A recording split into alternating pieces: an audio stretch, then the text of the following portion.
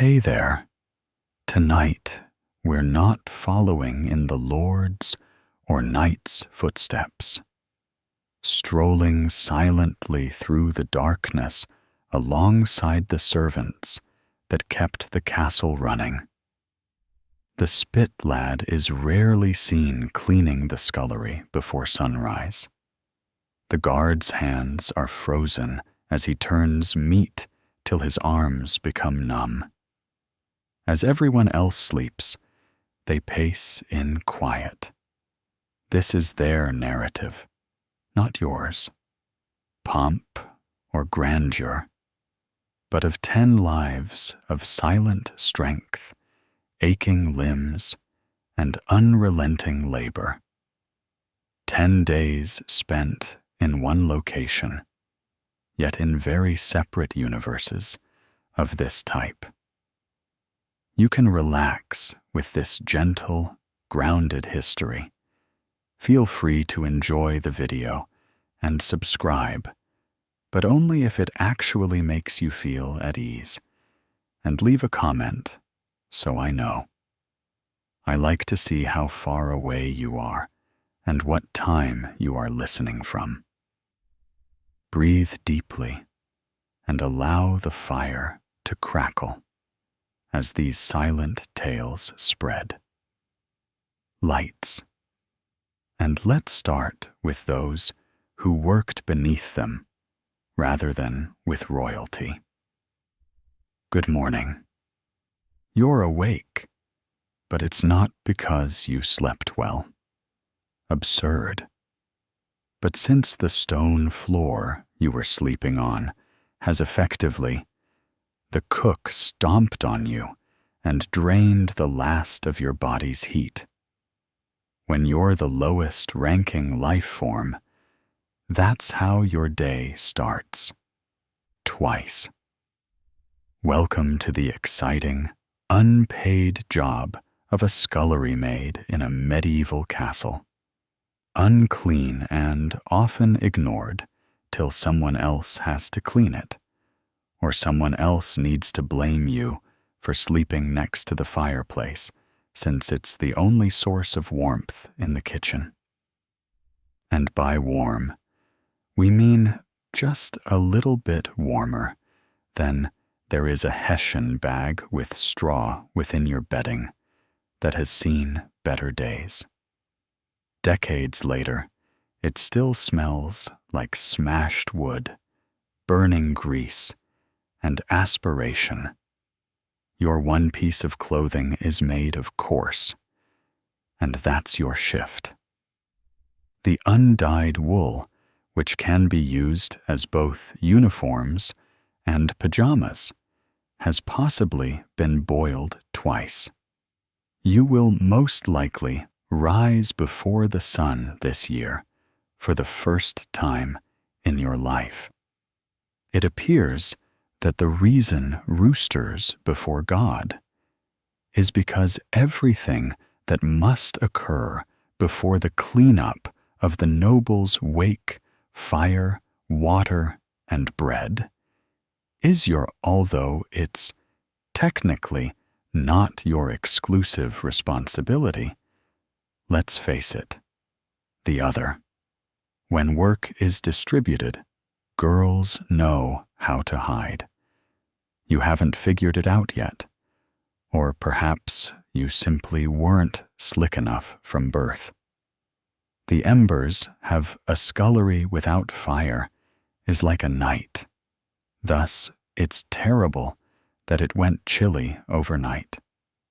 You shuffle outdoors into the open, still deadly, but primarily pitiful, without armor. Barefoot, in a pitch-black courtyard, since your shoes broke last spring and were used as door insulation. The flagstones are ragged and moist, and you must use your hands to gather kindling. Crouching by the fireplace, too numb to feel the splinters returning inside you, start attracting fire from wet wood and irate thoughts. And gradually, the flames will crackle too. You keep your fingers above life until they no longer resemble corpses.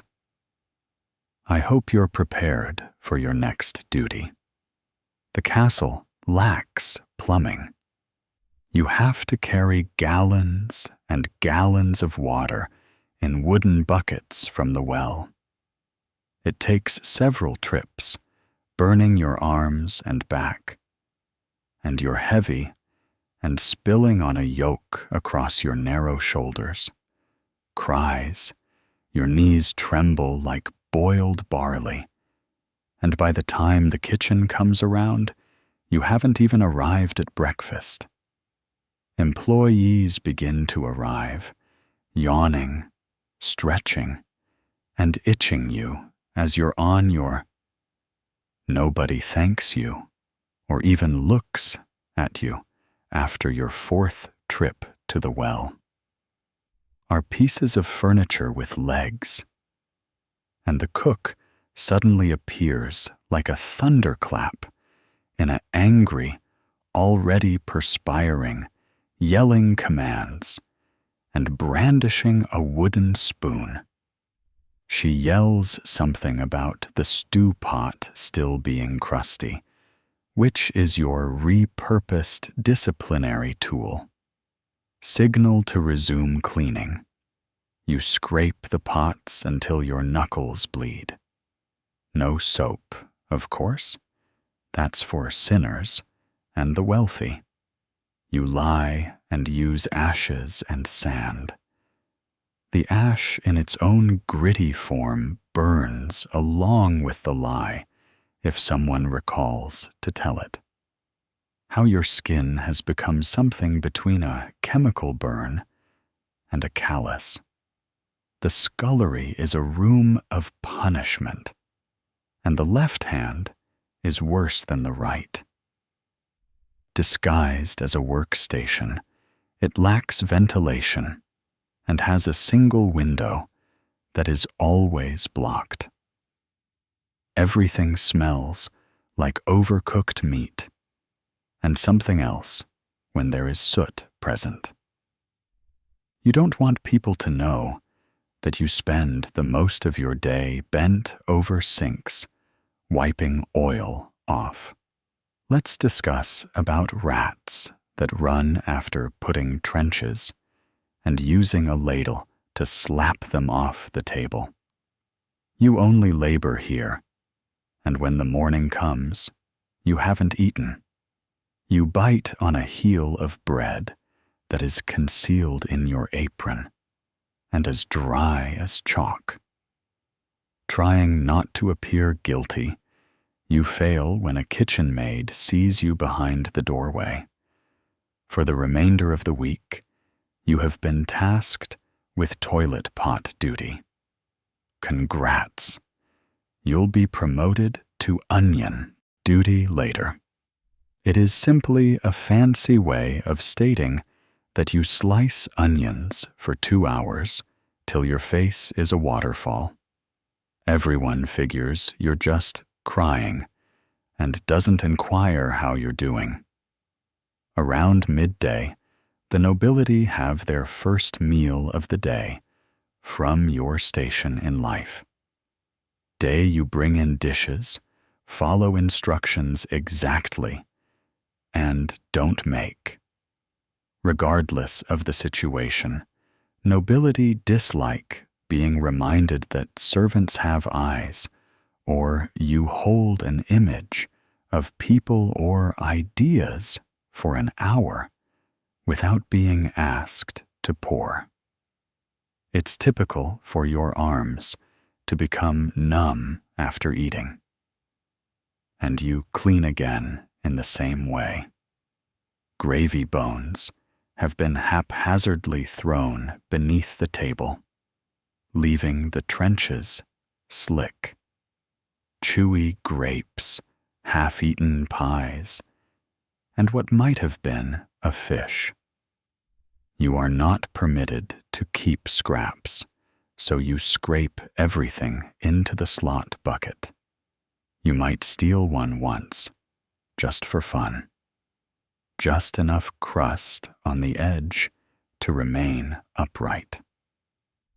The day quickly turns into the nighttime as you mop, peel more roots, and haul more water. You are held accountable for the dog's vomiting in the solar after sweeping the floor and the hallway. It doesn't matter that you were there, even though you've never seen the solar.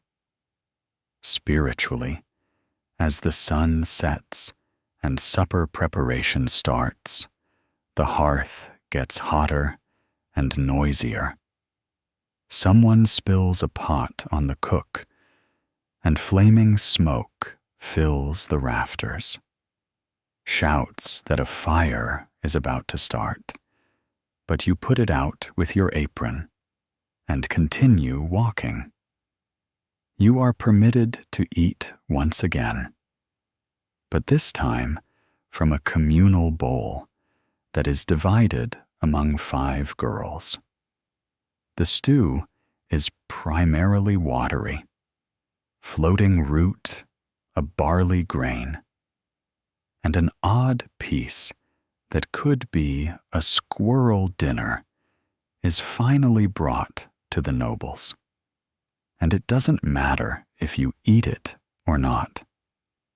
As a background character in someone else's pageant, you stand close by once more. Your feet are wet, your back is trapped, and you haven't said anything for hours. Yes, cook, I'm sorry. Whether you know it or not, it won't happen again. As night fell, the dishes were cleaned once more, and bones adhered to the pan like, your hands are shivering now, but not from the cold, thanks to medieval cement. You grunt as you are discharged from tiredness and crawl back to your sack, close to the fire in the fireplace has gone out, leaving just burning embers. You press against the stone for warmth. Your tunic is still wet, and you have an onion and burning odor. Exhaustion. Some one person is sobbing silently next to you, and someone else is already asleep. Don't ask anyone you don't want to know. Instead, lie there for a little while without falling asleep. Waking up and reflecting on the past. You didn't select this life. Nobody wants to work as a scullery maid. You were born into it because your mother did.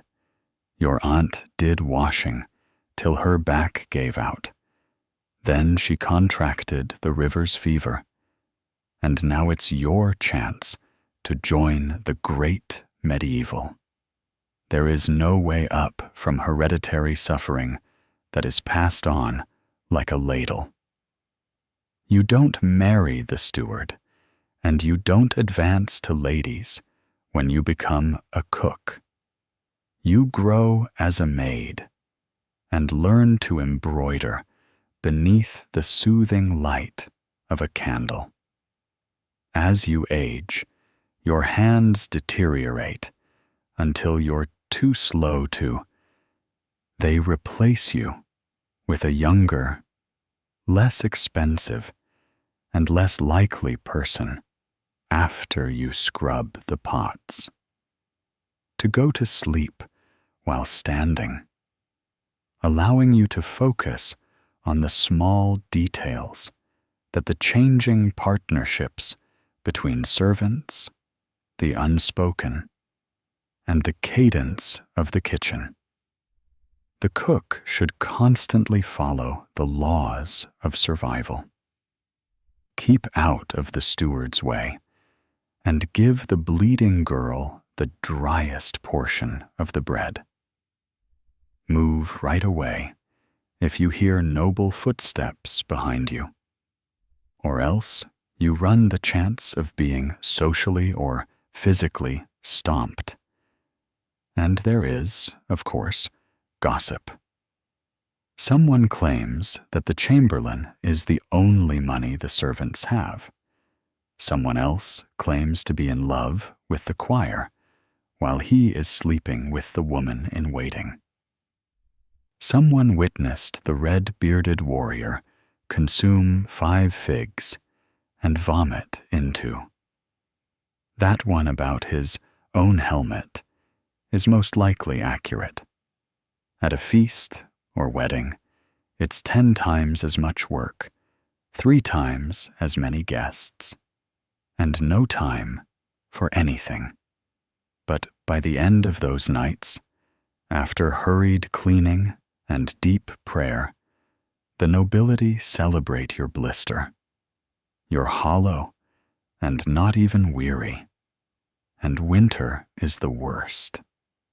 Of it, you put up with your own fever and cough while working the same shift for weeks on end. Sometimes, the water in your bucket freezes before you can get to it because it's coated with garbage. You continue on your way back to the kitchen because if you stop, someone else takes your place. And since you've been taught that going through hardship without complaining is a quality, particularly for girls like you once had a name that people used to say it now. You're just a female, and you might be there, but you're not unique. Despite being a hero, you are but another unseen cog in the castle's wheel. Runs as a result of you as you know how to rise before the dawn. Use goose grease to smooth down a noisy hinge because you can recall which bucket is clean. And when you scour the pans, which one contains the mop water? No statue will ever be created for you, and they sparkle like coins that you will never hold. There are no music playing, but the kitchen would collapse if you vanished tomorrow. Every week, you have trouble sleeping, twitch, hurt, and have weird dreams. Half-formed, sometimes of sailing boats, sometimes of grassy fields, sometimes of nothing at all. Waking up with your arms and lips parched. So, another day starts, and it's just like the prior one, with nobody mentions, with the possible exception of Lord Crumbs, who is the spit boy. Whether to offer condolences or congratulations truly depends on how much you like to gently rotate in front of an open flame while thinking about your life. Decisions.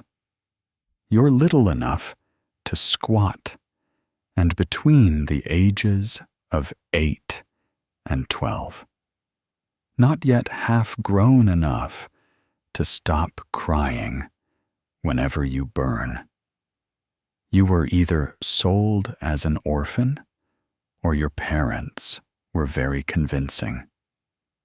Your task is to sit on a stool if you're trying to convince yourself that this was an opportunity. Fortunate enough to have a nice kitchen half next to it, and turn the spit all clockwise much of the day until someone informs you. Otherwise, you can be instructed to halt, or you might be warned that you are turning, that you weren't spinning it with enough noble dignity, or that it was moving too quickly or too slowly. It's so hot that you were once accused of being cheeky for blinking too often, in a manner that is strange, like residing within a loaf of, when the bread is halfway done, your cheeks are continuously, your hair is constantly damp, your cheeks are flushed, and the hem of your tunic is smoldering. You used to enjoy the aroma of roasting meat, including every kind that has ever come through our kitchen. Duck. It's giving you migraines now. The kitchen is covered in burns and sores. Has no empathy. You're only supposed to improve your dodging skills. If your palm gets blistered, cover it with a cloth. If you faint, attempt to land somewhere. If your eyebrows singe off, grow new ones. That will not reveal anything. You won't receive any breaks. And the flesh doesn't give a damn if your arms are exhausted. And the fire doesn't care that you're drenched in sweat. The aristocrats demand their roast goose to spin at the proper angle into your eyes. And pace, or heads, will roll, both literally and figuratively, based on the longer and larger the spit, the more inebriated the steward is on special feast days. Complete pigs, birds, and once a complete deer. Things took two of you to turn things around because your companion was mean and had a sluggish eye. Let go of the crank occasionally to observe your panic, as you haven't seen him in a long time. He's reportedly been moved to the kennels. Hopefully, the dogs are taking care of him. To be fair, you spend hours sitting in the same position, causing your back and knees to become numb. Knots up once. You thought you were becoming lame because your foot fell asleep so hard. The steward hurled a turnip at your head and called you theatrical. The kitchen is commotion with shouts, boiling, banging, and individuals slamming into one another while carrying trays of jugs of wine and oysters. You are the center of the storm. No one appreciates you, remembers you, but someone will blame the boy if that roast turns out unevenly. When the meat is finally deemed done, you assist in removing it from the seau.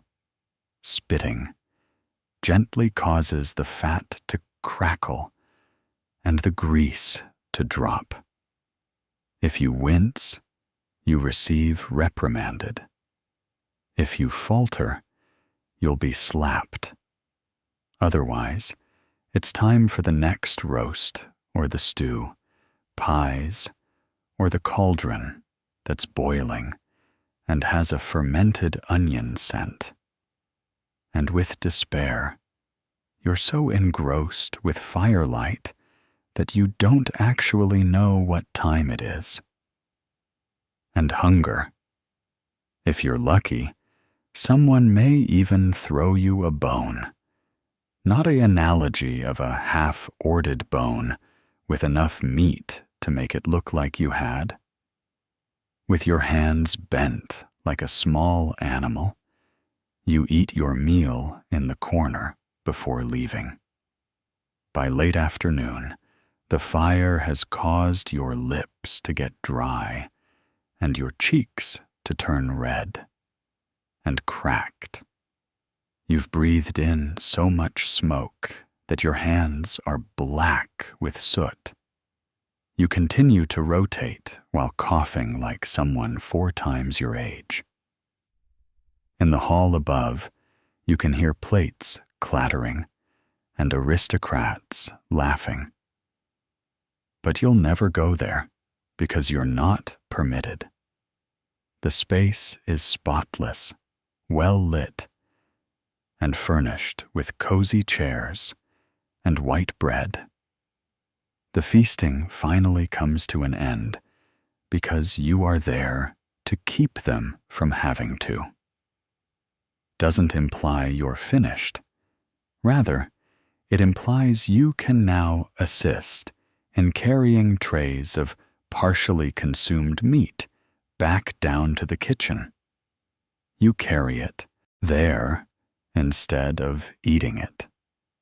Rinse goblets, scrape bones into a slot bucket, and then drag roasting spit into. The cleaning scullery is so hefty that it hurts your shoulder. Someone yells as you pretend not to see the blister popping beneath your palm. That you begin the process of preparing a roast for the Lord's hounds. Once more, tonight is late, and the dogs will eat better than you. Your hands are shaking, your hair is stiff from the grease, and your tunic is glued to your skin.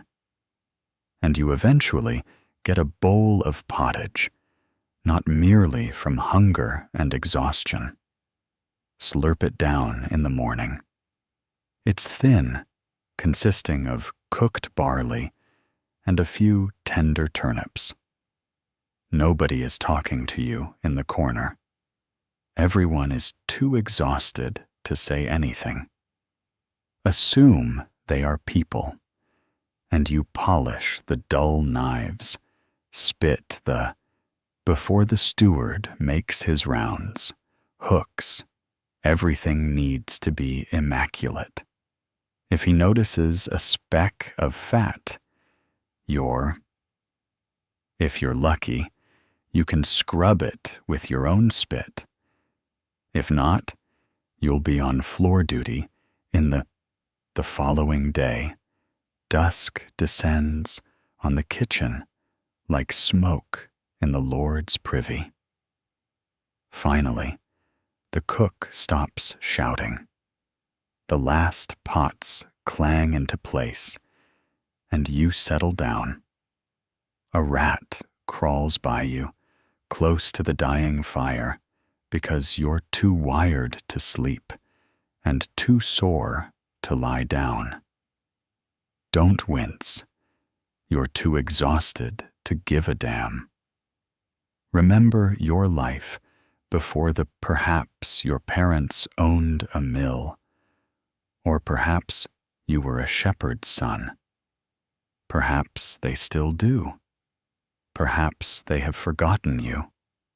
Or perhaps they were simply, there is no way out of this. Do your best. Desperate, one fewer mouth to feed, I pray your back doesn't twist, and that your burns heal correctly. If you're fortunate, you might advance to assistant cook at a young age. 20. The castle is particularly terrible if you make it through that long winter. The draught still pierces through the thick walls like a sword. And your station by although a hearth should be a source of warmth and light, it's not. You rotate when one side of your body burns while the other side freezes. Like the meat, you lack appropriate footwear and are a human kebba of exhaustion and frostbite. When you walk, you attempt to avoid standing in puddles and cover your feet with scraps. When you crouch, your knees pop like ancient door hinges, making you wonder if, on certain days, your fingers are so stiff from the cold and burns that you can't move. You can't determine if you're holding the spit or if it's preventing you from being healthy. Your cough has become a part of who you are, and the fever causes your skin to peel. Rash, followed by splits from the cold air, and a persistent odor of burned fat that sounds delicious. But you've burned the same forearm so many times that others avoid you. Sometimes it appears to be overcooked pork, but nobody knows how to fix it. The apothecary is, "It is advised that nobility rub it with pig lard, and keep the kitchen's rigid hierarchy places you beneath the kitchen maids. Below the butcher's helper, below the egg-gathering lad, you are the lowest. At least it gets better than you, even the dog that cries for bones." The best part of your week is when the steward nods at you. Scraps.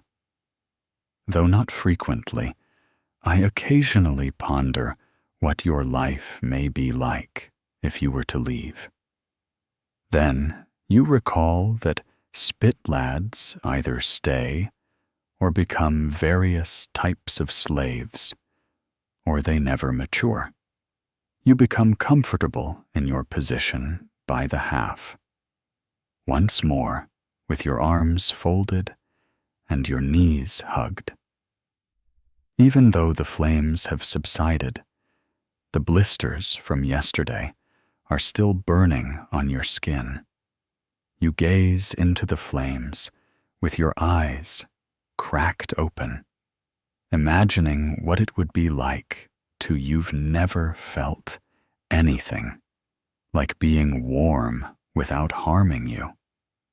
That snow is falling outside while meat is sizzling, and you're disregarded and forgotten in between them. Do you know how every castle or town turns like you always do? You're a gong farmer who needs someone to handle the human garbage.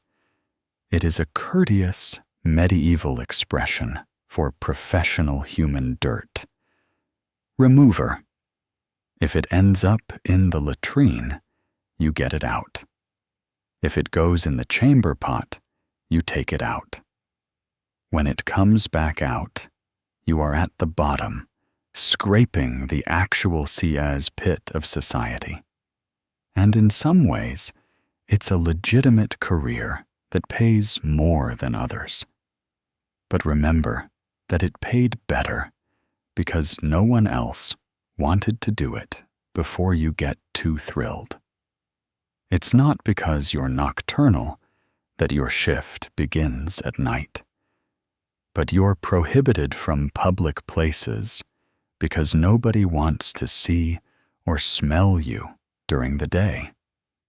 Markets till you take a bath. But that doesn't help because the stench remains on your paws. People now pretend they didn't see you when they cross the street because of you. Your uniform, a shovel, a bucket, and a rake. Attempting to conceal the stench with layers of thick wool packed with moss and whatever else you can find doesn't work. The smell always finds unwittingly consuming veggies cultivated in their own waste, which is known as medieval recycling. You finish dumping in the early morning, but you still need to clean your tools. It entails washing them in a pond that is already partially destroyed. The stench persists despite your boots, clothes, and hands. Some neighbors won't sit next to you at meals, and some won't even share a table with you, since they can always tell what shift you worked. You remind yourself that it's necessary to do honest work and try not to let it affect you. Work. The entire castle would fill with filth if you stopped turning up. You are not a hero for the weak, but you are the barrier between society and ankle-deep catastrophe that you often eat by yourself. Bread does not taste like ash because it has burned. Rather, it does so because everything has an ashy smell. And to make matters worse, you're drinking ale because the water isn't safe. And since, to be honest, staying sober around your own workplace is a sort of winter is the worst season for masochism, not because it's cold, but because everything freezes, including your hands, breath, and waste. Changes to steam, followed by remorse that you must cut through ice, crusts with a shovel in order to get to the scorching, hot terror. The only time you'll ever see something warm and feel angry about it is underneath it. Summer isn't better because it bakes everything and releases a smell into the air. You sweat a lot, and flies, swarms, and wasps appear for reasons you don't comprehend. You've done everything to cover up the vinegar odor, but it still seeps through your shoes. Even wiping oneself with crushed herbs or mint leaves only makes the stink worse. It smells like a gong, farmer, and floral people make fun of you behind your back. Slur. Some people think you're not smart, but you're capable of bracing a ladder using. You may determine which side of the pit is by using one leg to pull 40 pounds of waste up a rope with the other. After rain, it's safer to stand on because you know which torch oils don't. When put into methane pockets, they explode, according to science or whatever. Job. And the best part is that you earn more than the majority of servants. Living in a single room is one of the few jobs from the Middle Ages that paid well without being opulent. Hut outside of town, yet superior to a baker's boy or a cook's assistant, because nobody ever wants to do what you do. They'd rather die than be able to move. Your leverage and curse are the things you crawl through. Then you drag your empty cart back to the yard at the end of the night. You sit on a log, not because it's clean, but because you lay your shovel against the wall. However, because of its presence, you sleep outside when the stench becomes unbearable. And your wife. If you can't dispute your children's insistence that you smell like boiling cabbage and sin, They are correct. Even when you close your eyes, the smell never leaves you. Even in your dreams, your hands don't appear to be hands anymore. Instead, they appear to be skin. Is always cracked, and no matter how long you soak, the dirt turns your fingernails black. When you quit trying to scrape them clean with soap, the calluses remain. Costs more than the dignity you once had when you could smell grass and flowers. Firewood no longer. And although your nose isn't literally damaged, if a cart of apples rolled by, the only spiritual odor you could ever detect would be decay.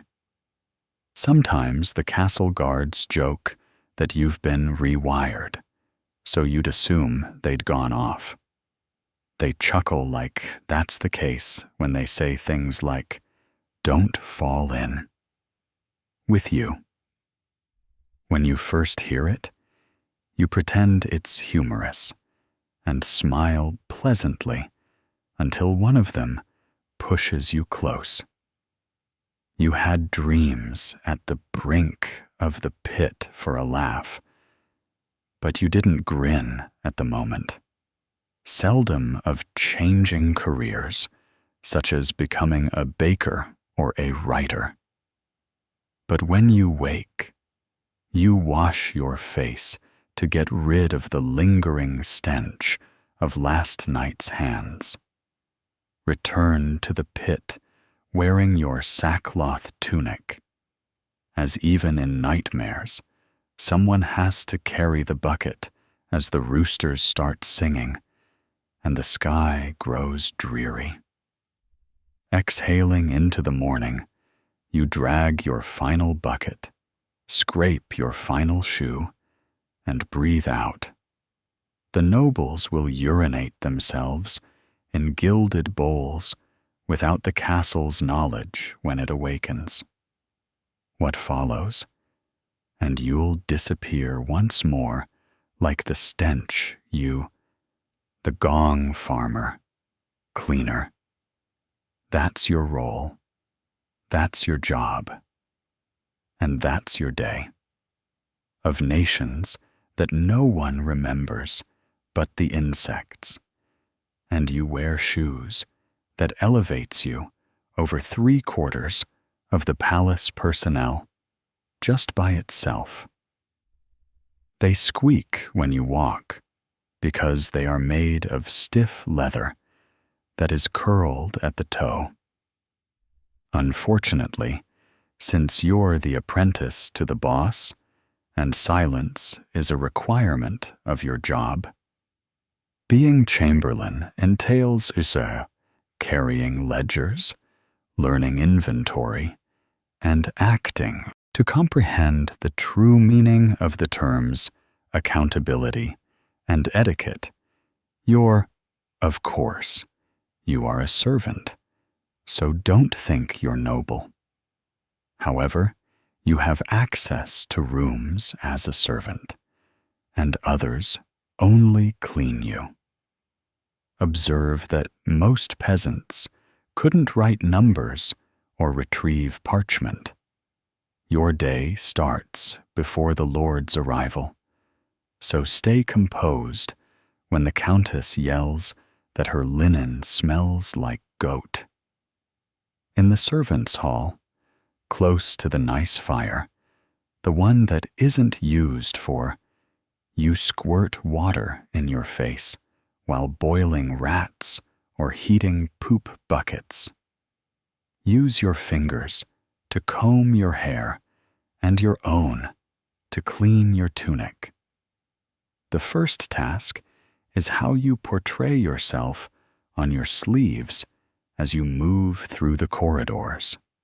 Fresh tallow tapers and beeswax are used to replace the stubs in the chapel, and the Great Hall is the only one who receives the inexpensive items that have a slight sheep odor. Your second task is to go from room to room and observe anything that doesn't belong there. If the wine stock is 2, you note if the salt vendor is low. In a nutshell, you check to see if the chamber pot in the guest room is full, and if not, you locate another. It is customary to deal with it by delegating downward, and the chamberlain is already. Naturally, he never sleeps and appears to be a slender man with a sharp. He has a slight ink and dried lavender scent to his nose, and his robes are constantly sharp, impeccable, and he always recognizes your mistakes before you do. He mentions 4 barrels of lamp oil, 2 bolts of wool, and broadcloth. When a friar comes in with dietary requirements that are almost heretical, you nod, write everything down, and I hope you don't spill ink again, since the last time you did, he forced you to redo a whole. The steward nibbled pickled herring right into your ear and watched the month's ledger by candlelight, is a combination of a scapegoat and a courier when the linens disappear. When the firewood is wet, you are to blame. When a hunting dog urinates in the visitor stairs, you're still. You follow the chamberlain for inspections of the fault mid-morning. He taps walls, raises beds, and moves around hallways and rooms like a silent, scribbling ghost. Covers, sniffs, rushes, nods, and records. And you try not to sigh after you. You spent the remainder of the day sorting dry peas by size and color after catching yourself drowsing. No one in this castle, with the possible exception of the cook's dog, who can at least bark without. As a result, lunch is a logistical nightmare. Who eats what, when, rather than a respite, and who is placed 2 places apart from whom to prevent any unintentional. You bring seating maps with the right titles, which rekindles a blood feud over pigeon pie, and kind reminders that Lord Alric is no longer being spoken to by Lady Cresed. You sit across from the chamberlain, who analyzes accounts following the meal since the Lent wine incident. Each line item, wax fish, salt, horseshoes, pen, and wool, is read aloud in the solar, barley, mead, soap, barley. The list goes on and on. He sometimes asks you for the number of loaves that can be sliced from a stone of flour, or the weight of a cusk, if you. He pauses and raises one eyebrow, saying, "I'd rather get slapped." The guests include a traveling knight, a distant relative, and lords from another estate who somehow they always arrive with luggage, egos, and food in between holdings. Requires you to accompany them to their rooms and make thorough notes about the linens in each one. They are given because someone will appreciate them, not because they will definitely blame you for their disappearance, as you are also accountable for the castle's keys, or more precisely, the wine cellar key, or the armory key for retrieving them. The key to the upstairs wardrobe that you carry, even though it doesn't fit anywhere. You instinctively touch them, like prayer beads in a purse fastened to your belt. Thus losing them would be a scandal that ends one's career. A beating, banishment, or worse, permanent. By the late afternoon, latrine duty had given way to logistics and a shipment of salted herring. Is running late. A piece of velvet has vanished.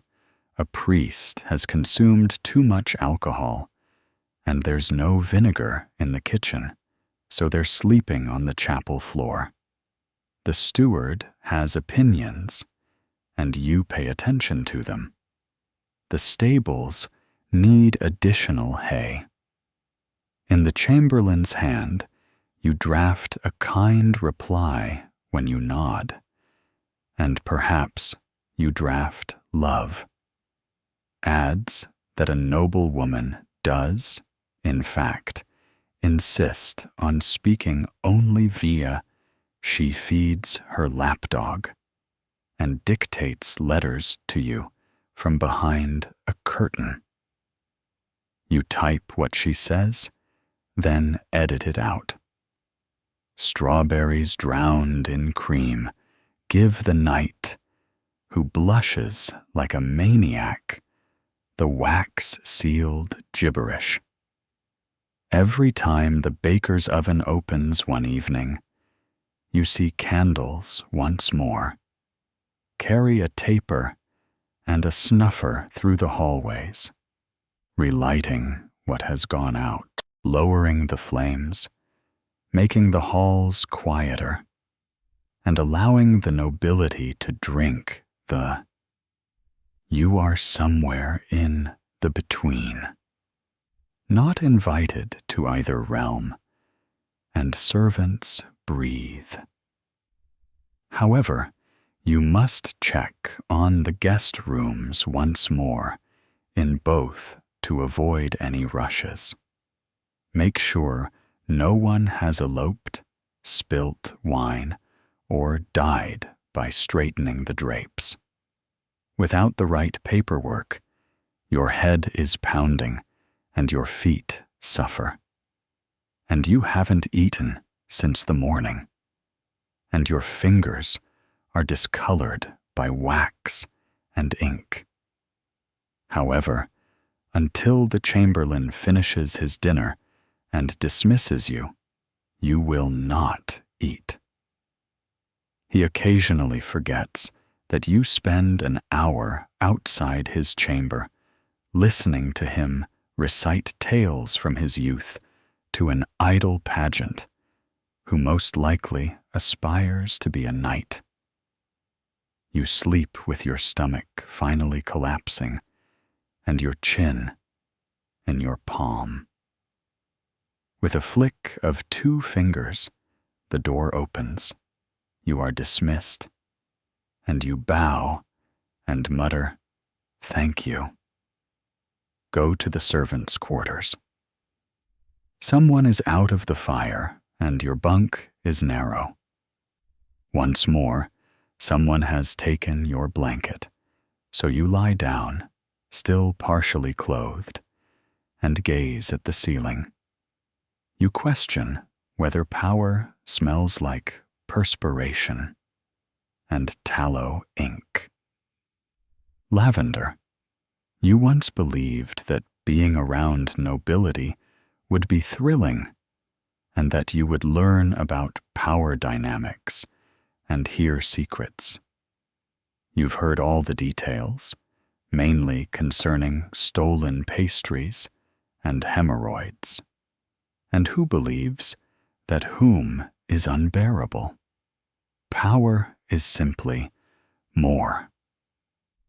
Chamberlain says you're developing discipline, yet there are more ways to fail.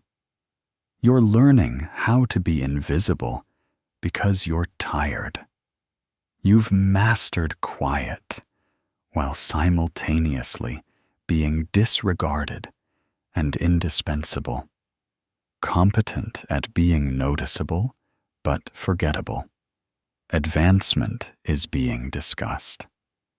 Perhaps you will eventually work as the steward's assistant or sell her books.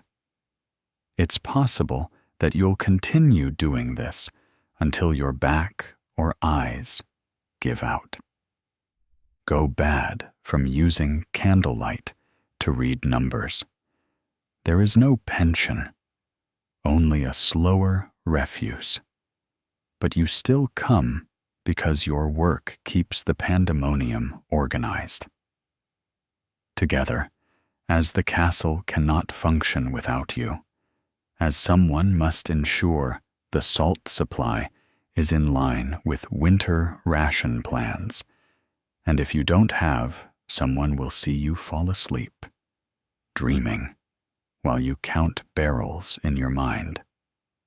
When the first bell rings in inventory, you wake up, but it's still dark.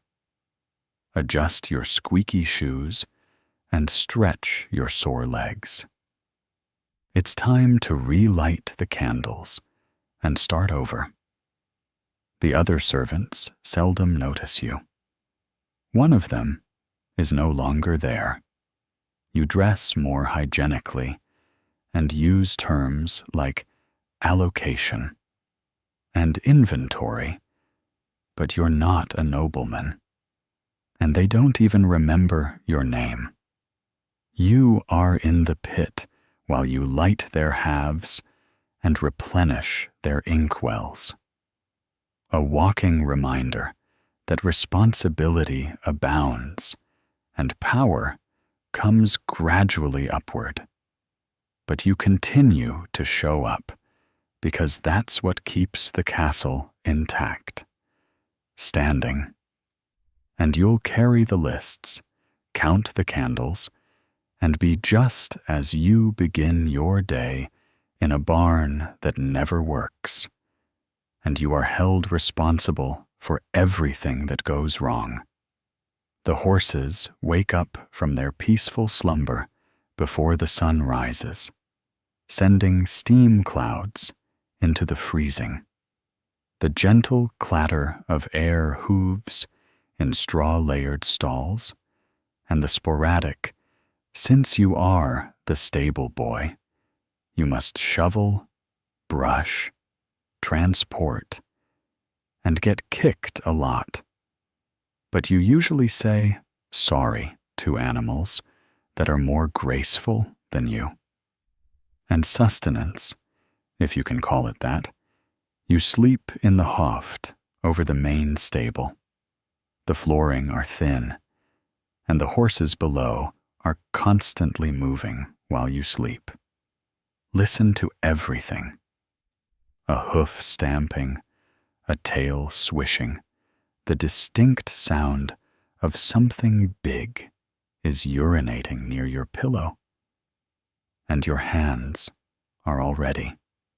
You put on the same rigid boots and sour-smelling tunic that were cracked before sunrise. As descend the ladder, the cold strikes you like a divine slap, and you begin, it's hardly glamorous, to muck out the stalls, one by one, with a pitch shovel. Even if it's intolerable, it must be completed before the horsemaster shows up. Or else, you'll listen to a discipline lecture and wear a split lip all morning. You work rapidly, but not too fast, as this frightens the horses. More than irate aristocrats, frightened horses will bite your back and crush you. Even though you've already broken 2 fingers and once had a hoof strike your rib cage, which caused you to cough up blood for a week, you still love. They are the animals. They don't shout, lie, or act like they're. The stable smells of hay dung perspiration, which is better than you, and horse, which is in some ways both superior and inferior to everything within the castle. You no longer find it bothersome because you no longer smell things the same way. Do you know the difference between the aroma of a healthy stallion and one with colic? A horse's breathing alone can reveal when it is anxious. Once the stalls are cleaned, these animals make more sense than most people. You lower the loft's towering hay bales and hefty sacks of oats to retrieve feed. One by one, being cautious not to turn you around like they did the prior time. You almost fainted during the winter, and the master replied, "He's faking it." Some horses are delicate dancers, even flinging a bridle at your head while feeding. Some people are bashful, some are greedy, and some may bite your hand if you reach out at the wrong time. You check their hooves, pat their necks, and mumble meaningless things to demonstrate their scars. To calm them down, they trust you more than other nobility because they recognize your voice. Mid-morning always entails brushing, currying, cleaning your hooves, and clean noses detangle manes, pick burrs, and scoop more feces than you're interested in. In order to determine whether the Lord is riding, you must polish the tack till it shines, because the horse's master will notice, not because he will. And if, sometimes your hide, not the leather, gets tanned, so everything is amiss. Dogs are brought into the stable by the aristocrats to seek loud, twitchy objects with more pedigree than intelligence, and no one ever expresses gratitude when you pick up after them. When the Lord chooses to ride, you will see that he always makes last-minute decisions, transforms the stable into a tornado, and you put him in his idle-galing position. You check the straps 3 times, using one that is touch-sensitive. You take a handkerchief to wash the area and ensure that the stirrups are just the way he wants them. But naturally, since fashion is always more important than function, therefore you stand aside quietly, and if the horse fidgets when he's mounting, it's your fault. If he slips in the mud, it's your fault. You will likely still be held accountable if he falls and breaks a nail. Concerning it for weeks, you get fresh water, clean the yard, and pile extra hay in the meanwhile. Sweat and the smell of leather stick to your skin, and your arms and shoulders hurt, throb.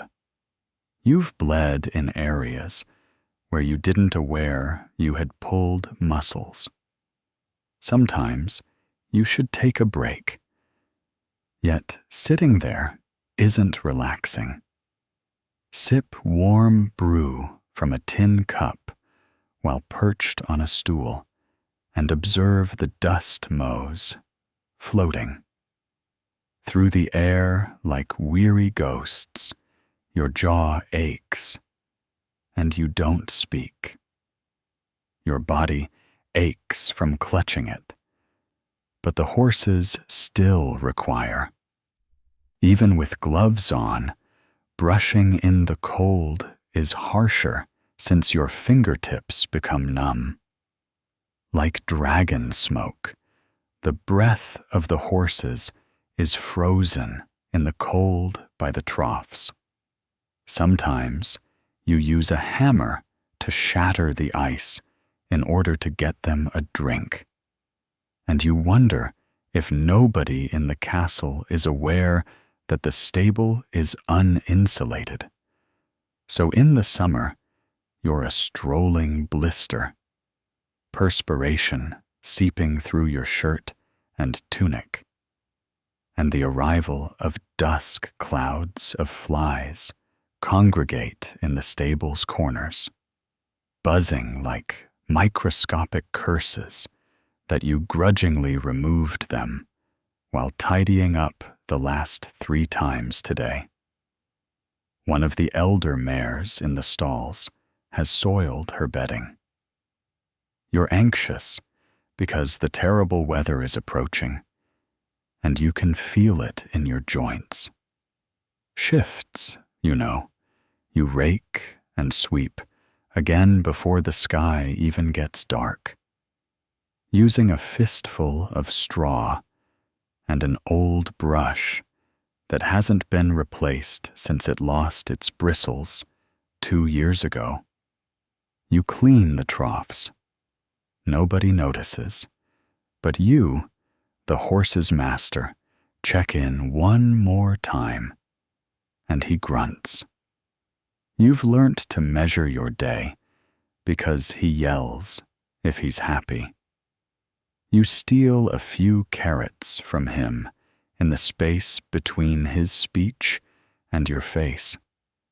One for the chestnut, who only bites, and one for the gray mare who doesn't bite in the feed room.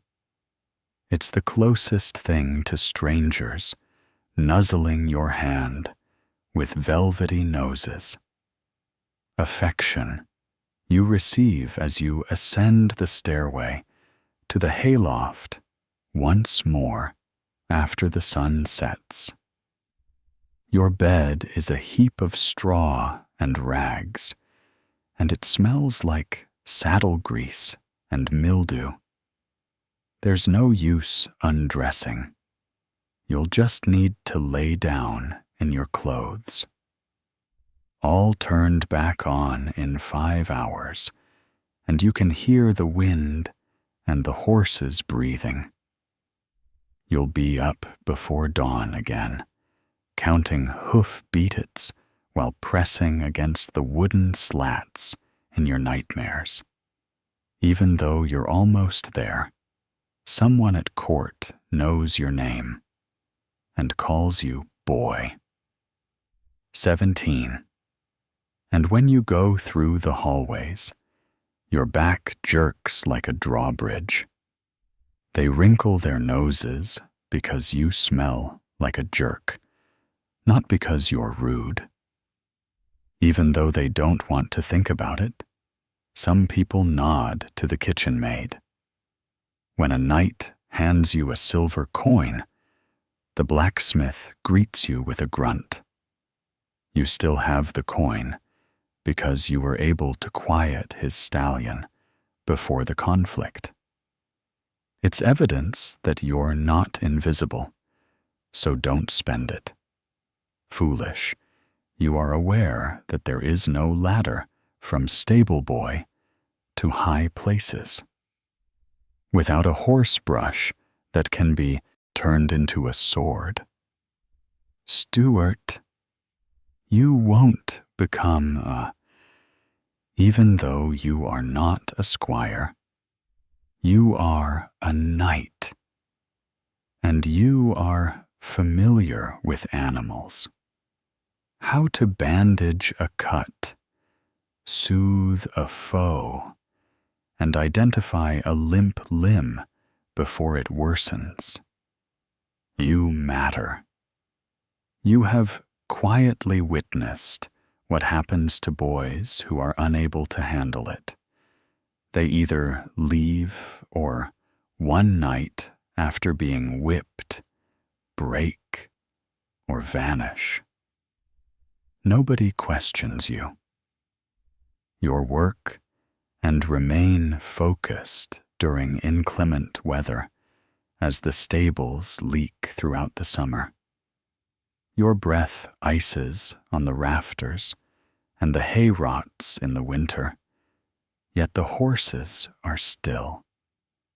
They wait, breathe, and believe, and that's sufficient most of the time, but not always.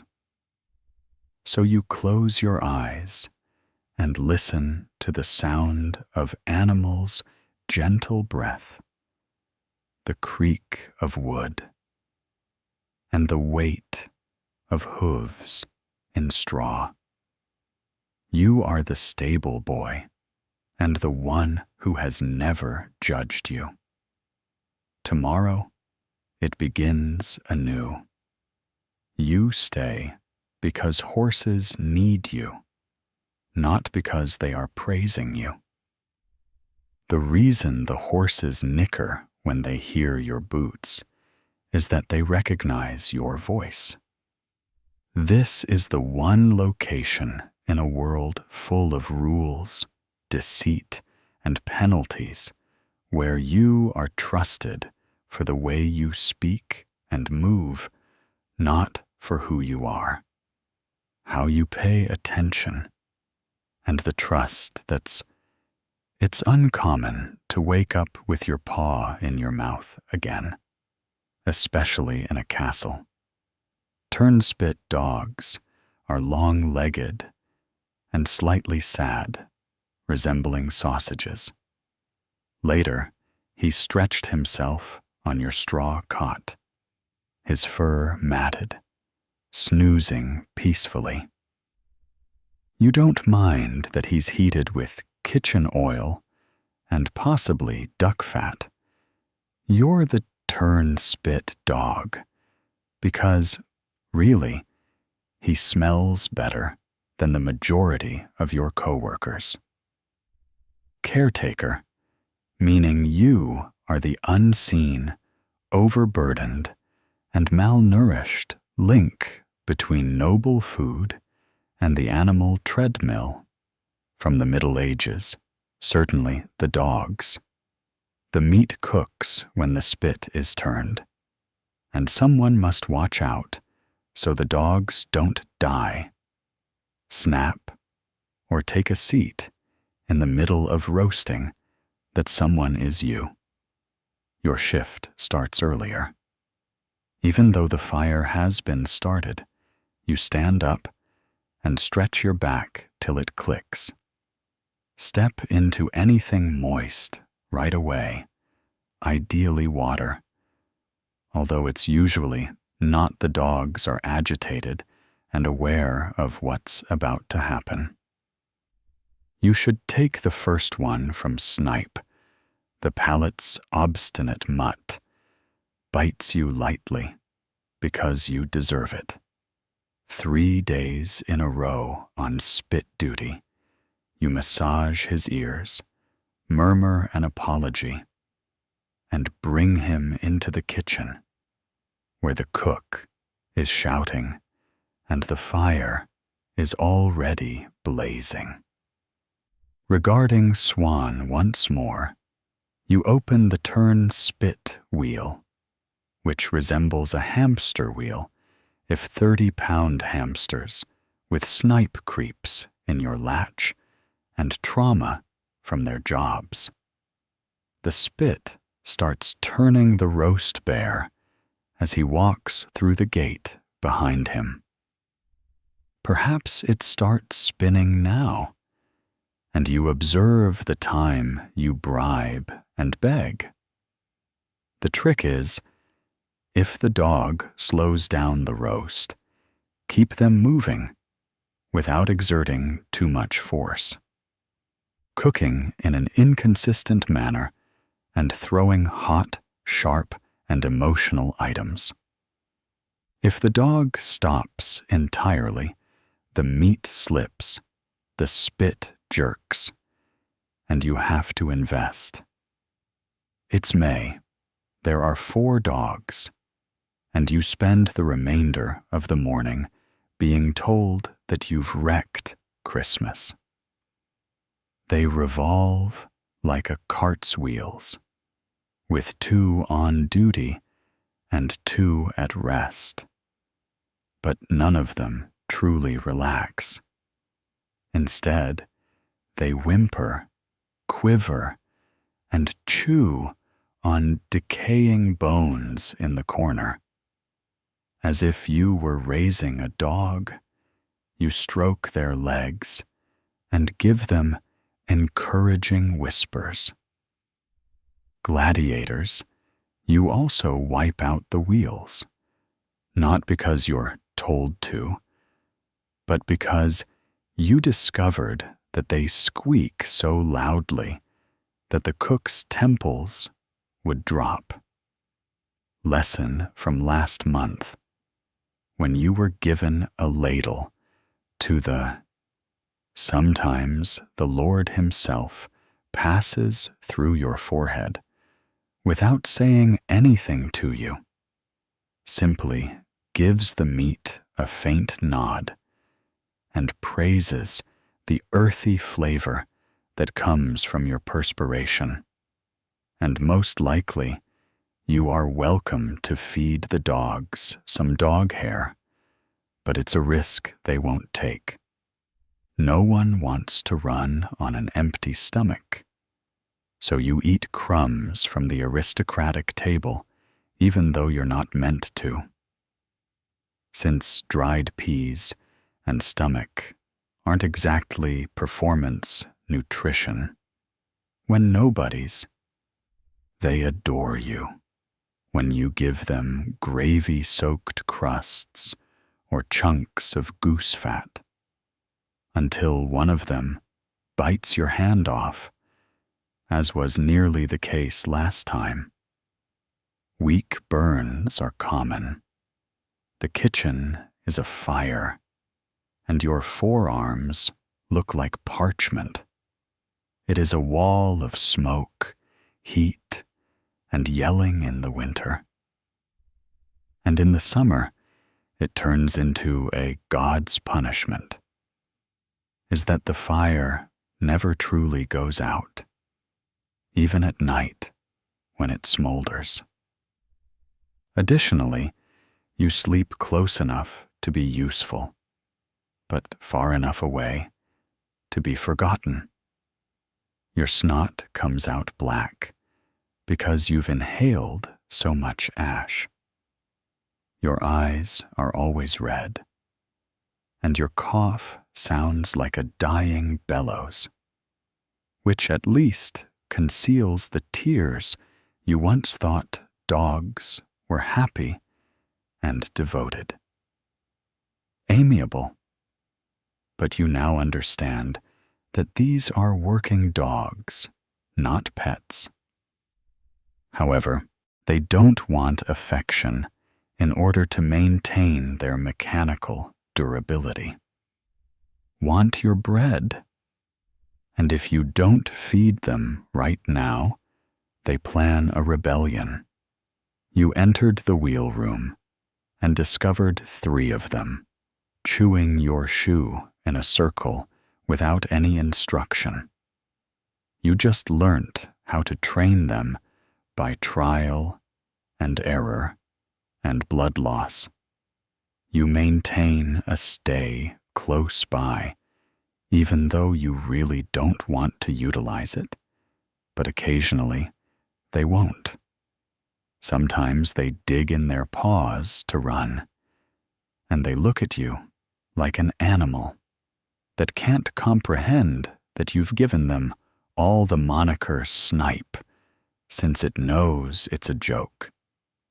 The cruel one that he solely likes is Button Moore's guts. If you don't feed him bacon grease, he growls like a hurricane in the making.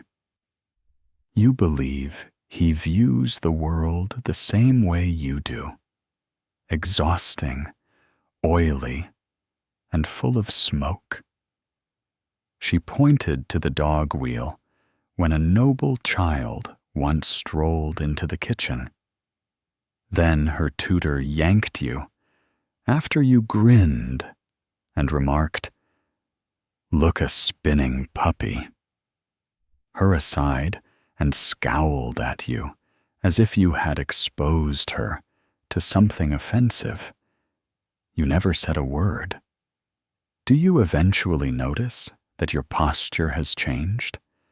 After years of crouching next to your dog and ducking under low beams, you now walk hunched, carrying iron spits and pens that are still hot off the flames. Your legs hurt, and your hands are burned and coated in calluses. When you were 17, Rains, you had aspirations of becoming a falconer. You considered training birds to wander across woodlands while wearing leather gloves, and you can no longer even hear birds when you squint at the sky as if you've grasped something. When you do have some alone time, you can ignore the continuous paw tapping in a wheel. You let one of the dogs to curl up next to you while you sit by the back door, out of sight. She's the lone creature in the kitchen, and you're typically the silent one.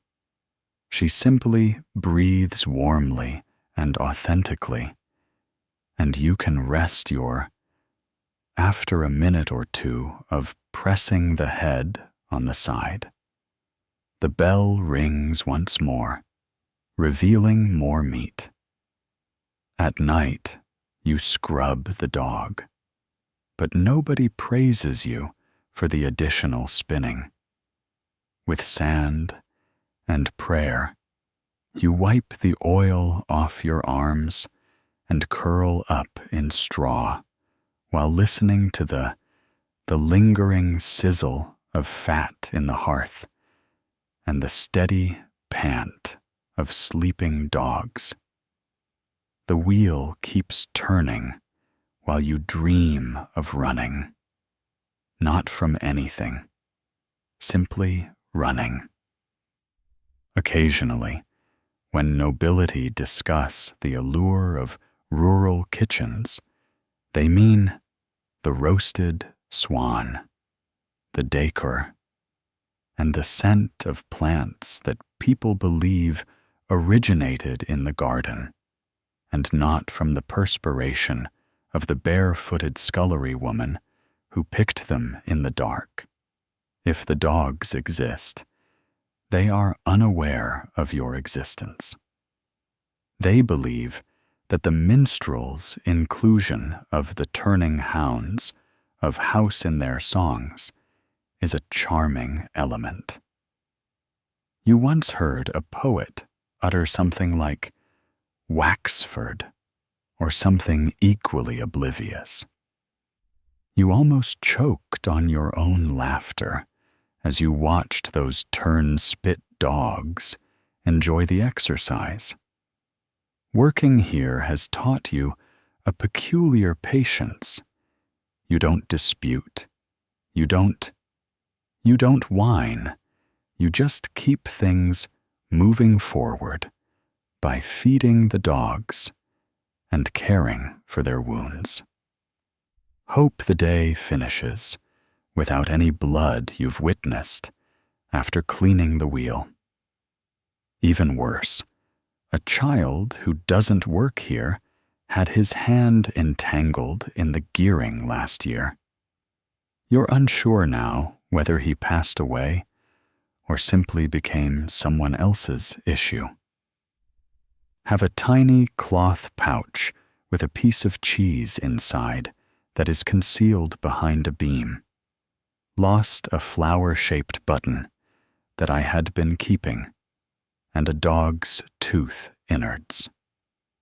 On a particularly difficult day, you preserve it as a memento and a reminder that despite the when under stress, the meanest dog can snap, and the yelling from your stomach is never entirely full because of the heat from the spin that hurts your bones.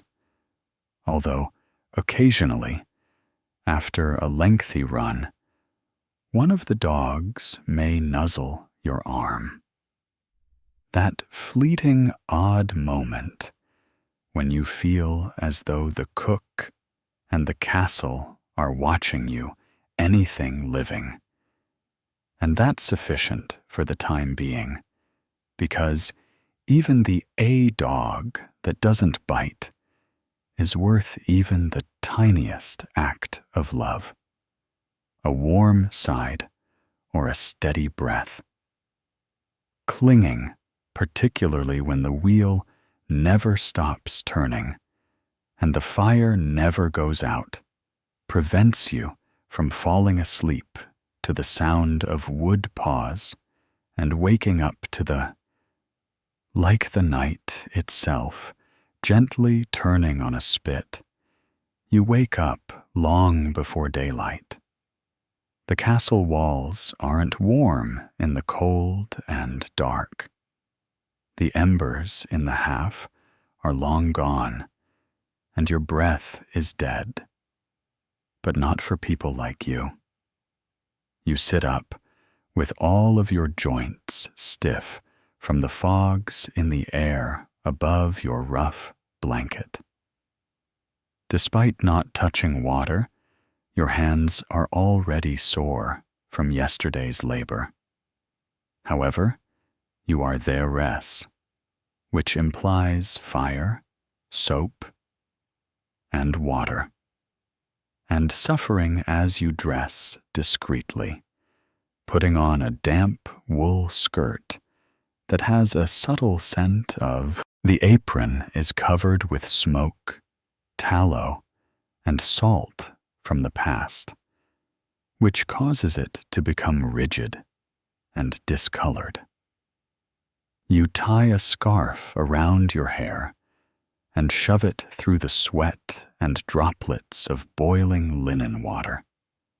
Your feet into leather shoes that are cracked and act as though you're already late because, as you move through the chilly stone corridors, the castle is largely asleep. Carrying a basket full of sweat-yellowed laundry shirts from the previous day beneath linen napkins smeared with wine. Or worse, items wet with anxiety. Nobility owns these works, and any mistakes, tearing, discoloration, or shrinking will be considered a personal slight. You've witnessed girls get ejected for a smudged.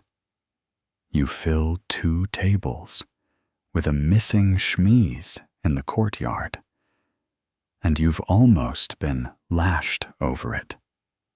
At the well, the pump groans and the water splashes loudly and coldly in wooden buckets.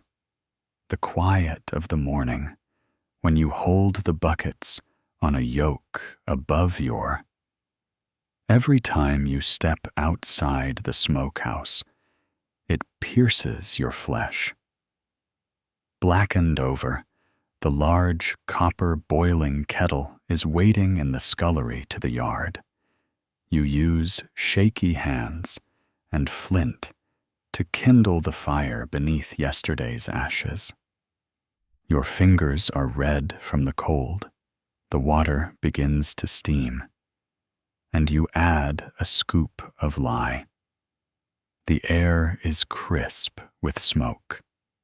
Created by soaking and filtering hardwood ash last week, the liquid goes foggy. You use a long wooden paddle to whisk it, being cautious not to let it splash. The burns from your previous slip are still mending on your arms. You can neatly arrange the coarse linens in a single pile while the lye water is heating. In one instance, the lady's pants and the lord's shirts are revered not for their actual qualities, but what would happen to you if the defective woolen items were returned? A complete cloak has been shrunk to the size of a doll's coat in one instance, so avoid boiling wool. On a lazy afternoon, you start by soaking the linens in hot, lilaced water. Scrubbing is done at a flat stone slab close to the surface after being gently stirred to remove the stains and odor. You kneel and firmly press a servant's tunic on the rock you're rubbing.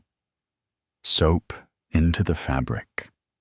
Apply a hard layer of tallow-based black soap.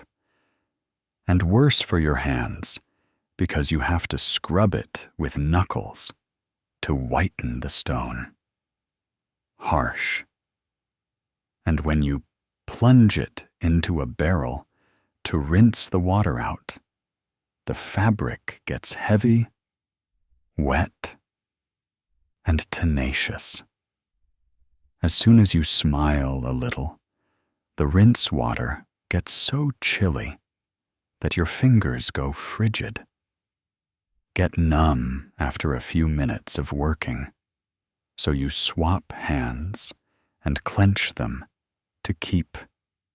You occasionally blow on your fingers and flex your wrists to feel the blood circulating. But it hardly makes you consider other women, such as scullery maids, wood carriers, and they're also frigid, which just serves to remind you that you're not by yourself. You carry the linens to the stream that once the worst of the filth has been removed. Runs in the shallows, behind the outer wall, where you can beat the bigger objects. Tablecloths, sheets, and a wooden paddle that you swing, smack, and swing again. Each splash soaks, each blow removes dirt, and water splashes up your sleeves. A few washing women, your skin is so muddy that you can hardly feel your knees. Do the same from the village. Nobody needs to talk. And the only sound is when the sheets are pummeling, rinsed, and twisted, there is water, wood, and the occasional groan. Your shoulders will scream after the laborious process of hand drying, so you wrap them across. In the summer, they dry in the sun on shrubs or long ropes hanging between trees.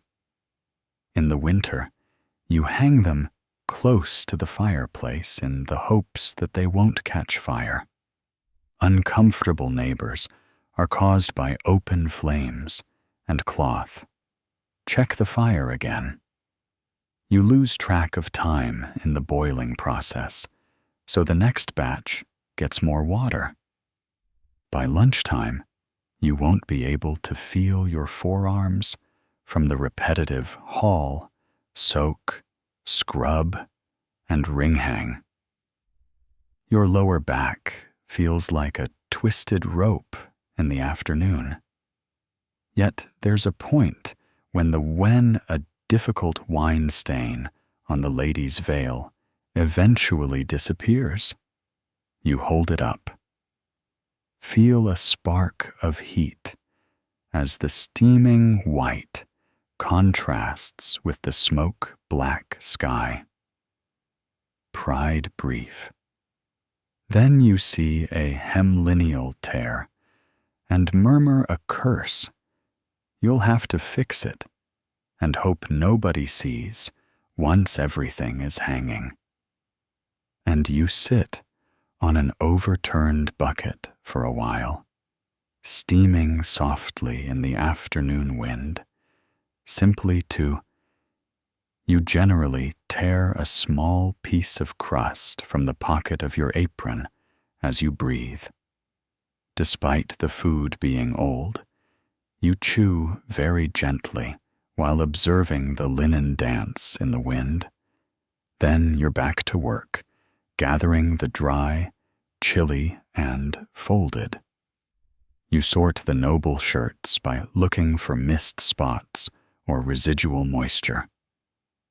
You will deliver these clothes in a different basket, with a cloth placed between each folded piece, like to layers of armor, by hand, discreetly, without looking, without drawing pay attention. You must remain inconspicuous at all times. You nod at the kitchen door to a scullery woman who has a fishy scent, and the cook's weariness and onions speak something about you silently give her a folded bundle of kitchen towels that are missing. Before she can recall your name, you depart, and the Lord is the last destination. Rags groans and thanks you. When a servant answers your knock, you give him the basket while bowing rehearsedly. Your hands are shaking, your neck hurts, and he shuts the door without saying thank you. Although your back feels twisted, there are no stains or missing parts, which indicates you went back to the laundry yard to extinguish the fire and empty the tubs because today went well. A sheet has blown loose and is partially in the dirt after you rinse the soapstones. It's only a bit soiled, so you'll wash it again, so grab it before anyone notices. When the sun starts to set, you don't whine tomorrow, because there's no point. You sit once more behind the battlements, this time extending your hands towards. Feel the agony pulsing back into them as the fire's warmth fades. Your fingertips are peeling and your nails are cracked, yet they still function in you keep in your apron pocket a piece of ripped linen from a wrecked towel that in quiet times, I've been making it into a handkerchief, but I don't have time for that. You eat in the servants' hall pottage tonight, yet the fact that it's there gives you something that is exclusively yours. Warm bread and drink are swiftly and silently consumed. Eyes down, you head back to your mattress beside the chimney, and your shift ends tomorrow. Be the same water, soap, fire, and suffering. But you go to sleep tonight when everything is. You sit for a while on an overturned bucket, hanging and steaming softly in the afternoon wind, simply to. You generally tear a small piece of crust from the pocket of your apron as you breathe. Despite the food being old, you chew very gently while observing the linen dance in the wind. Then you're back to work, gathering the dry, chilly, and folded. You sort the noble shirts by looking for any overlooked stains or residual moisture. Clothes into a different basket, placing a piece of fabric in between each folded item, similar to layers of. Now, you'll silently distribute these by hand without looking at me. You must remain unseen at the kitchen entrance and avoid attracting attention. Allusion to a scullery woman who has an onion and fishy scent. And when the cook yells about missing clothes out of tiredness, you silently give her a folded bundle of kitchen rags. And before she can recall, she moans and thanks you. Your name is Lord Solar, and when you knock, a servant answers. With a rehearsed bow, give him the basket. He doesn't say thank you and shuts the door. Nothing is ruined, but your hands are rough, your neck hurts, and your back feels twisted. Is absent, indicating that you had a nice day. You go back to the laundry yard to put out a sheet that has flown away and is partially in the fire, drain the tubs, and rinse the soapstones. The mud is only somewhat dirty, so you'll wash it before anyone notices. Finally, as the sun starts to rise, you don't whine tomorrow because there's no point. Positioned behind the battlements, you sit once more and extend your hands towards the fire's waning warmth and sense the agony returning to them. Even though your fingertips are peeling and your nails are cracked, they still function in your. You keep in your apron pocket a piece of ripped linen from a wrecked towel that you've. There isn't time for that tonight. I've been sewing it into a handkerchief in calm times. You eat pottage bread in the servants' hall, yet simply knowing it exists offers you something that is exclusively yours. You swiftly consume the warm ale, keeping your eyes down, and then you go back to your pallet nearby. Your shift is ended, yet tomorrow will still be the same water, soap, fire, and pain in the chimney. You've seen this before. If she rolls over too much tonight, she could. She thrashes as you grab a halter and throw open the store after twisting something inside. She almost grabs your leg, but you manage to pull her up and walk her in tightly. Her eyes get white as you continue to murmur and move steadily. Lord eventually appears, swears, and takes control. You back off, trembling. Your tunic is torn and smeared in dirt and spittle, but she's standing right now. So that's when you go back to your rounds. 2 new visitors have shown up, and their horses are scared from the road. You calm them as best you can with firm, gentle words. One of their hands nips your arm, while the other stomps and narrowly misses your toe. For the third time, you sweep the aisle, fill troughs with hair, and collect more hay. Using twine and a bone needle, you can repair the ripped girth strap. It's not attractive, but it will. Hold on. When the wind increases up and the sun disappears behind the outside wall, you close the stable. Doors, hang the lanterns, and give each horse a final nose rub.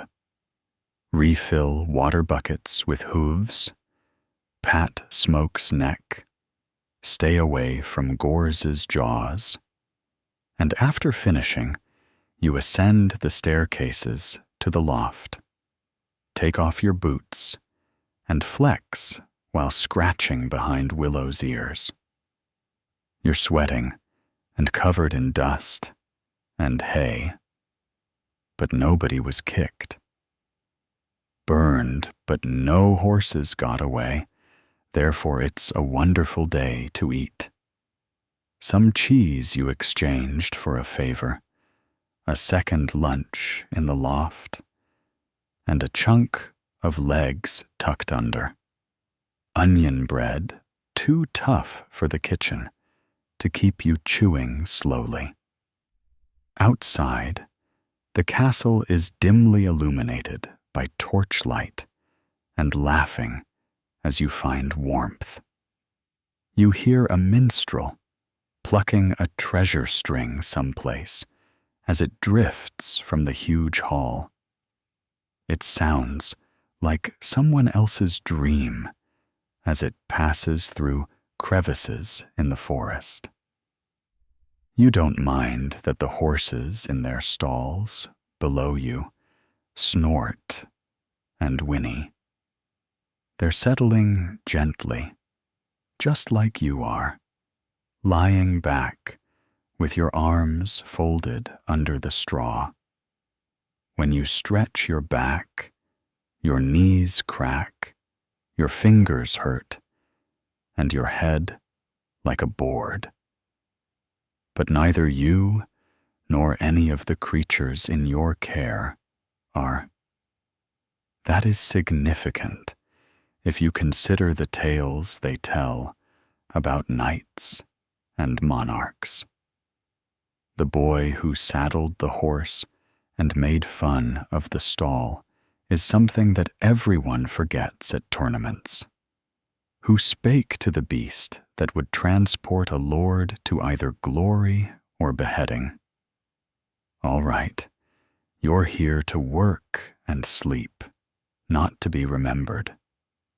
The wind rattles the shutters beneath you, the hooves scuffle, and the labor is finished.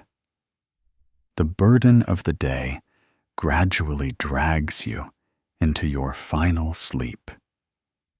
The image of a hoof print flawlessly imprinted in the mud before bed is bordered with, "It won't last," because the frost is still steaming from the horse's warmth. It's genuine now, but it will disappear in the morning. And so are you. You wake up with a start, still holding your spear by the butt. Hand, you must have fallen asleep once more, but only for a brief moment. The brazier next to you is almost extinguished, with only a few orange coals crackling in the...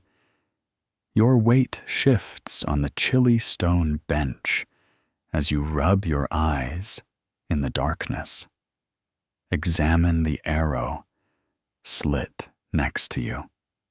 It's still night and foggy, and you're keeping watch. You are a man at arms with songs not a knight, a soldier, or a castle guard. Merely a guard. You stand, you wait, you freeze, and if something breaks, it's your second night shift this week. And if something goes wrong, you're the first to die. You roll your shoulder and feel the bruise. Your knees are already hurting. A wooden blade from yesterday's training exercise struck your side with such force that it rattled your ribs. The sergeant yelled, "You termed it a learning moment," but in reality, your duty is to just observe when the hour report bell rings, the gate, wall, and perimeter are watched. Anything odd, and keep your ears open to hear the bell, which is now far away. The wind whistles through the murder holes, muffled, perhaps 5 hours before dawn. You draw your cloak tighter with a firm, crisp, overhead motion, because the wool is thin and doesn't really help, because your breath fogs in the torch, and that's all you have. Lights curling like smoke from a fading fire into the silence. You walk slowly around the inside of the gatehouse while stretching your legs. Old moisture and soot from the torches have left the stone floor slippery. You've paced it too many times to know every fracture and uneven flagstone. As the wind hits the outer parapet more forcefully, your cloak flaps against your legs. A lone dog sniffs around the kitchen, and the courtyard below is peaceful. A drunk stumbling out of the barracks latrine someplace, mumbling a song, and not shutting the door after him is not your issue. Therefore, you don't call down. You check that the main portcullis's iron hinges are still locked tonight.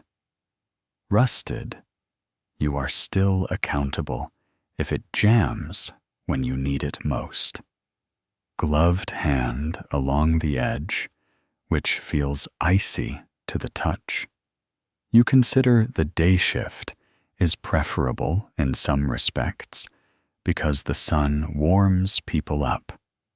However, during the "you are alone" at night, while there are shouting exercises and inspections during the day.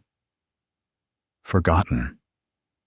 But if someone breaks in, everyone instantly recalls the when the night guard returns.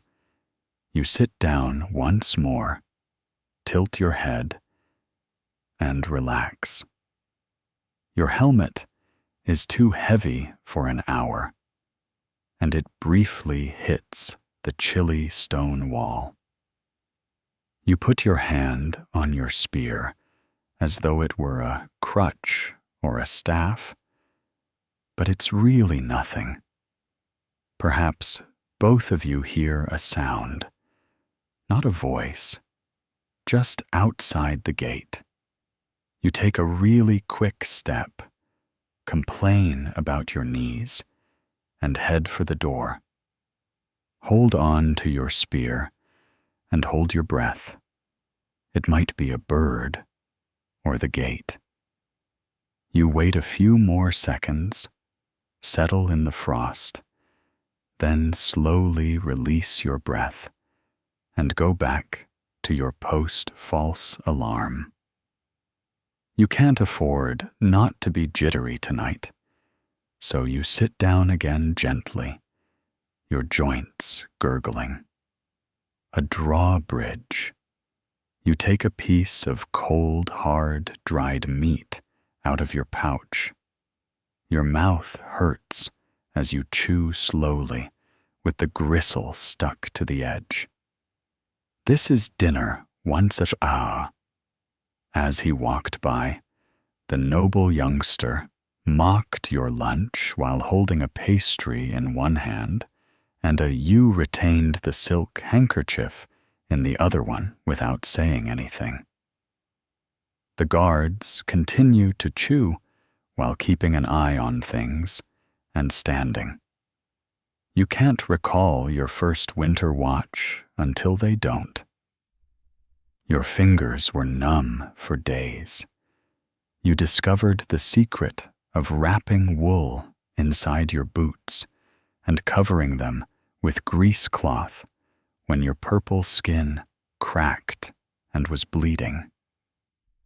Having a few midnight bells toll under your gloves let you stand and create. As you make your way from the eastern tower to the west, via the chapel and the armory. The chapel window's light flickers, suggesting that the priest is praying once more. He doesn't sleep, so you can go up to the war walk and see through the woods past the moon creates a pale line as black trees sway in a sea of mist in the outer bay. You see all you can imagine, but there is no movement over the fields. Mom's cider and Harvest Moon Farm. And I wonder whether she's still. You hope she returns to your post right before the brazier dies. The coal keeps you awake better, so you don't even bother relighting it. In any case, the captain shows up after the final bell, and his boots reverberate on the stone enters, and initially just looks you over and checks with the butt of his halbert, still breathing. Ledger hits the pike rack once. Asks, you hardly respond. He grunts, and then walks away without saying anything more. He never says, "Good work."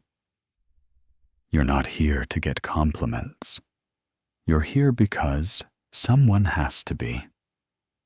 He lets you stretch and rotate once more.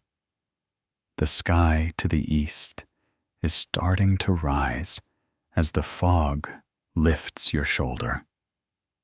The bells for morning prayer will shortly ring, and your shift will come to a close.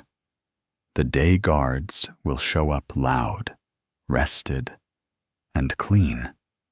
You'll nod, take your spear away, and fade back into silence after shaving. You head to the barracks where your cot is after descending the tower steps. Scratchy, the blanket has a smoke and mildew odor, but it's yours. So you remove your cloak, place your boots next to the bed, sit for a while, and then lie down as you close your eyes, you hear the castle roaring in the courtyard. You've earned your sleep, but you know that the cook's voice is shouting commands, and the buckets are clanking.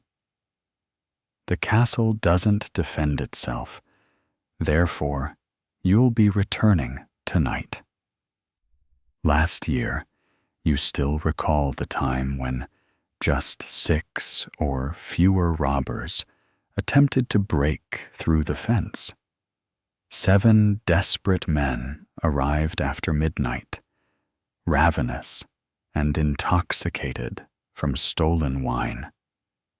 You rung the bell and yelled, assuming the war guards were asleep. while others prepared their weapons, including a tall one with an axe, nearly reached Fort Cullis, but you intercepted him with a spear strike. He passed away, gurgling in the soil at your feet, after collapsing through your ribs. Missed 3 nights of sleep following that, but nobody expressed gratitude to the steward for sending down an additional bread crust.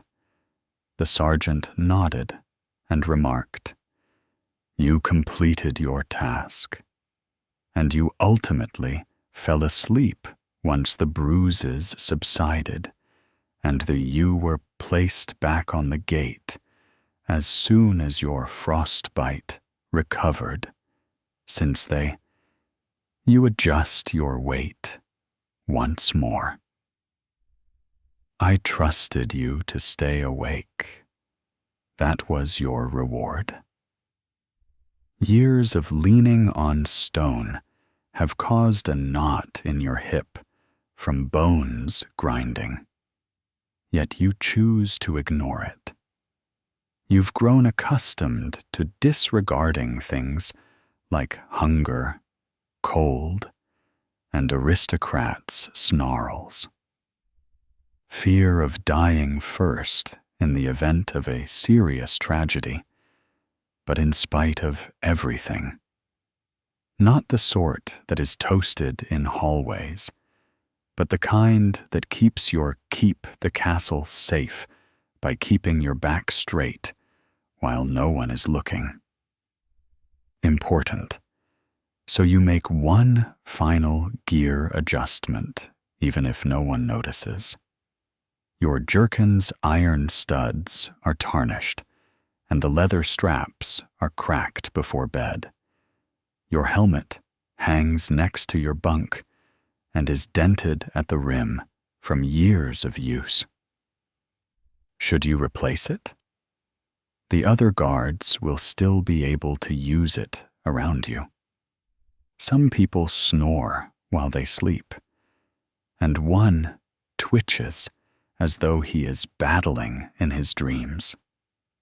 You feel jealous of them as they've completed their task and are now resting while you lie on your side and gaze at the wall. The mortar lines resemble the twisting roads on a map. Uncertain, you follow them with your eyes until they disappear in the sun, nobles someplace above. Stretch in feather beds beneath them, sleep with your cloak wrapped and a knife beneath your pillow. Despite this, if something were to go wrong you would be sent first in the dead of night, as that is what castle guards do. For you, shut your eyes and spend a few valuable hours. You can awaken in silence without having to monitor anything. Nobody is actually sleeping. They've all long since left, and the scullery maid is curled up by the cook's snores reverberate faintly as half of the stable lad disappears under straw. Through the kitchens, but now that you're working during the empty hours, nobody else wants you. The night watchman. You're not a guard in the strictest sense of the word. You don't have a sword or armor. However, you carry a lantern in one hand and a key ring in the other as you move through the hallways. And if someone screams, anything moves, or something catches fire, you wear soft shoes that have been patched and knotted with scraps. Shouldn't that be your problem?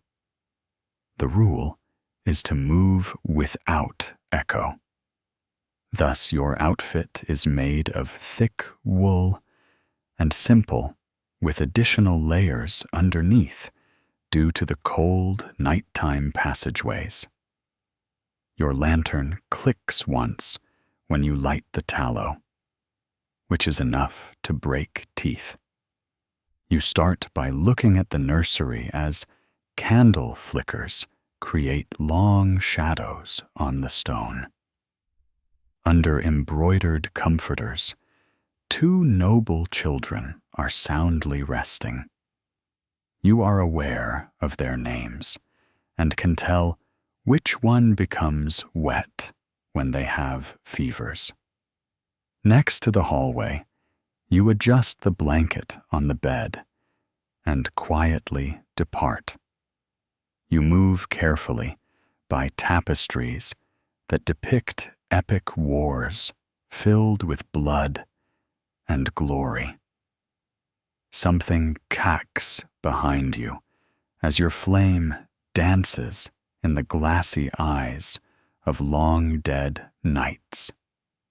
You're not paid to be afraid, so keep moving forward without turning around. The next time you visit the library, the door is closed, but you still check it.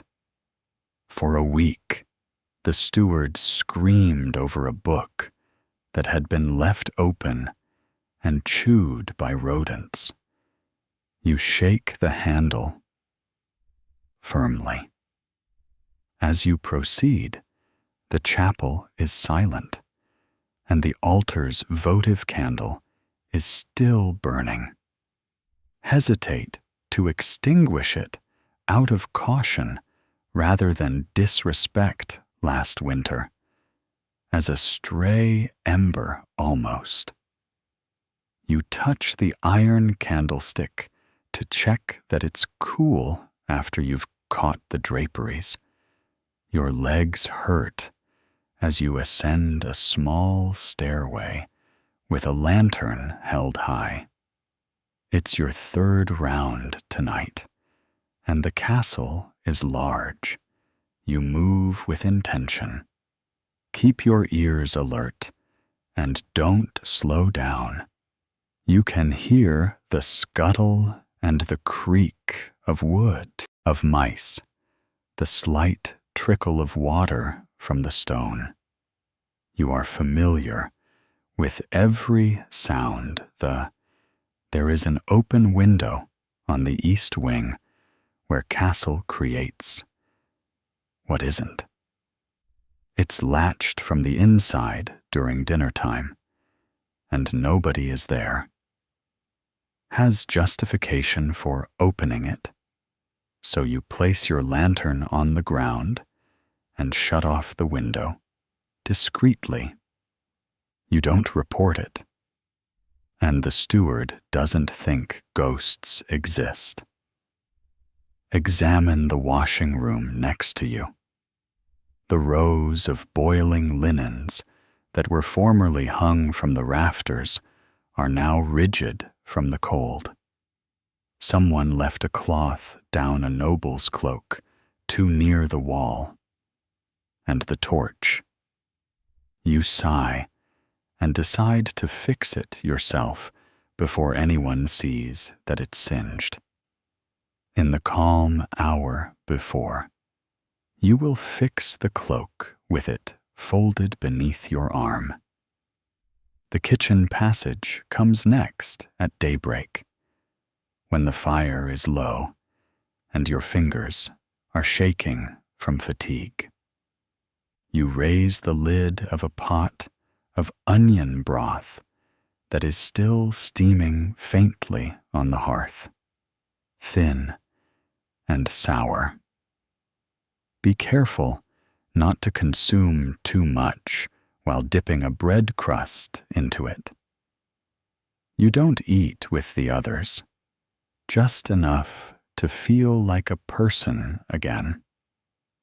Nobody saves you a plate because you're not on their schedule, but you've discovered which shelves conceal the cook acts as though she is unaware that she may be pieing a shriveled apple or a piece of cheese. Perhaps she used to stroll these same hallways. You can inspect the stairway leading to the Lord's. You are not allowed to go up, son. That's where the other world is. Inhabits the world with ringing voices, cozy slippers, and soft beds. With command, you simply see it from below as you make your way to the servant dormitory, where a baby sobs behind a door. A mother opens her eyes when you softly knock, and you give her a flask of warm water. She nods in gratitude, and you leave her alone without saying anything. The castle's walls occasionally feel alive when it sleeps, not quite haunted, but laden with 1,000 ladies scrubbed the floor beneath your feet before you hit the stone, representing all the lives that passed through them. You don't feel little because the arch above you was chiseled by someone who has been dust for eons, linked, which keeps you going. You play your last round right before at dawn. You twist the lamp to draw out more light from the stub of candle, but barely much remains. The fluttering light creates whirling shadows. As you move down the lowest story, the hallway walls are watched for anything unusual. This is where rats congregate, where a spark may ignite a fire that would consume the entire castle. You stop outside the armory door, which is broken, and you step incorrectly. Your heart is racing, and all you have are your keys and no weapon. Swords, pikes, axes, and racks are all accounted for by your speech. You must have bumped into a draft because you searched the back wall and found nothing. The door, or someone left it open. You still securely close it and slide the. Finally, you allow yourself to bolt home and return to your seat near the kitchen half. Put the lantern next to you. Take off the cloak you were carrying and draw. Your stitching are slow, and the repairing takes time with a needle and thread. Yet even you've completed this before you leave, right before the castle's morning prayer bells ring. A door is stirred, someone moans, and another. As the day dawns, you fold the cloak, put it back on its hanger, and ascend to your cot. There is hardly more than a shelf above the linen stores, so you tuck your legs under your, shut your eyes, and snuggle up like a letter that hasn't been opened. Breathes all about you while you sleep. And there are times during the night when the castle exists out of time, and you completely forget the hour. Its own tiny universe of draft, shadow, and quiet, where the rafters and walls breathe watercourse. You've learnt to distinguish between sounds that indicate loose timber and you have a tiny salt pouch in your apron, but it's not for seasoning. Protection. The elderly cook once told you that bad things don't like salt. Therefore, if you've never had to, but if you ever spotted something that wasn't supposed to be in the hallways, you should toss it at its feet. The bag is located on the east hallway, next to the old chapel, where there is a cooler stone patch. Compared to the others, regardless of the season, you consistently step over it out of habit. One discusses how a nobleman's mistress may occasionally be out late, slipping from one room to another while maintaining eye contact and acting as though no one is around. You don't have to keep your quiet secrets, but you do have the right to. You were once caught stealing candles by the steward himself. He looked directly at you as he came from church stores to light his own half in the winter. You didn't either. But after a week, you discovered a heavy blanket folded on your "you never brought it up." Therefore, there's no explanation. These are the castle's silent trades. Life's unsaid obligations and silent agreements, established without exchanging money and stitches, even in the calmest hour of the night. You are proficient in them simply. There are times when you stop under the large window before the birds start to stir. For a brief period, you let the light hang low over the courtyard and gaze up at the. Despite being far away and glistening hard and cold, stars are always there. The stars will return regardless of what transpired that day, regardless of what burns or fractures. You recall the tales your mother told you about the night having ears, that it heard the women working while others slept, and perhaps you have whispered your fair share of wishes into its silence, the majority of which are not useful. Replied, and the viewing still gives you peace. You take a deep breath, stretch your hurting arms, and resume walking through the same hallways with the same length of hair. Shadows because, as usual, someone has to, and tonight is no exception. You are that person.